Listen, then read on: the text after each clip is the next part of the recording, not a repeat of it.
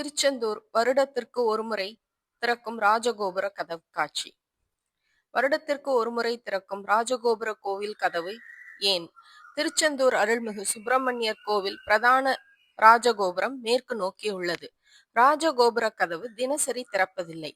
வருடத்தில் ஒரு நாள் மட்டும், அதுவும் கந்தசஷ்டி திருவிழாவின் போது கடைசி நாளான திருக்கல்யாண வைபோக தினத்தில் நள்ளிரவு சுவாமியும் தாயாரும், திருமண கல்யாணத்தின் போது சாமி புறப்பாடு போதும், மீண்டும் ஜெயந்திநாதரும் தெய்வானையும் கோவிலுக்கு சென்று திரும்பும் போதும் மட்டுமே திறந்து மூடப்படும்.